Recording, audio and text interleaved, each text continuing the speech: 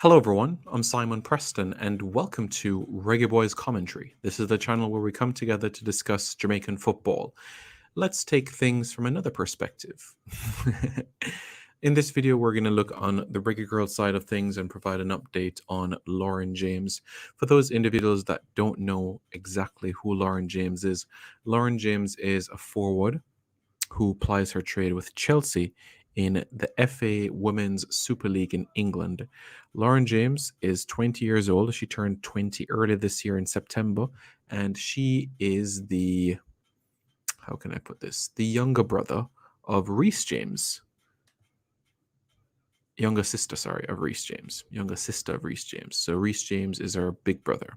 Reece James is 21, born December of 1999, and Lauren James was born September 2001. So almost 2 years apart. Almost. So Lauren and Reece were both born to Jamaican grandparents. Their father is Nigel James, and he did an interview with the BBC quite recently, and I want to get down to some quotes that were mentioned in that article. But just to show you guys who exactly Lauren is, because some people might not know who Lauren is and the type of individual that she is, let me just say that this is actually a brilliant football player. Lauren is going to go places in this world. I guarantee you, honestly. She has that sort of ability. That's Lauren James to the left and her brother Reece to the right. Lauren is a former Manchester United player. Lauren has done great things. She actually started out her career at Arsenal, and she was scouted after she was training with the boys team, the Arsenal boys team at 13. It's a funny one because when she was 9, 10, was with Chelsea, but later moved on to Arsenal, played a handful of games with Arsenal when Arsenal were playing in the WSL 1. Then she moved on to Manchester United. She helped Manchester United get promoted from the Championship to the WSL.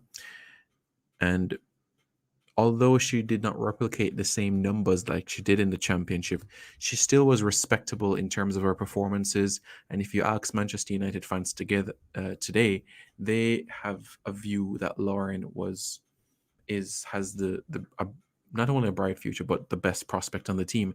They even give her the nickname LJ, and it's no surprise that she was the Northwest Rising Young Star for 2020. It speaks volumes to the work that she has put in, and this is over players like Georgia Stanway, who, in my opinion, is the best young English talent. But Lauren James won this award, so she is doing great things.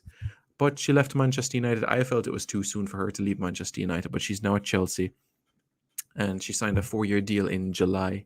So, of course, Manchester United at this point in time they're not the same. They don't have the same teeth up front, not the same bite like they did. That sort of tenacity, that guile, because she brings those things to her game, that creativity as well. And Manchester United have to be using a different sort of approach. But enough about Manchester United and more about Lauren James. So there was an article done by her father. Well, the BBC, Harry de Cosimo, interviewed her father, and that is Nigel James. And that's her father, Nigel. Now, if you guys will remember, earlier this calendar year, we spoke about conversations and how the father would be willing to give Jamaica a listening ear. However, the priority for Lauren was to get minutes under her belt, club-wise. She did that with Manchester United. At Chelsea, she's going to have stiff competition, especially with Sam Kerr. So that's why I felt that another year at Manchester United would have helped her towards another level. But at the end of the article, here is what stood out to me. Reece has already won the Champions League with Chelsea and become a regular in the England squad. For Lauren, the aim is to break into the first team for both club and country. Now, this is not the father who said it, but this is the journalist that wrote the story. This is the quote from the father. As much as they want to put in, they can pick what they want to do, James asserts. If they continue to do the business, they can write their own scripts. And this is, of course, in relation to their careers as professional football players, brother, sister. So it's been insinuated, especially by the English press, that Lauren is on the fast track to be matriculated into the England squad. It's surprising to me that she's not even an England player right now based on the ability that she has.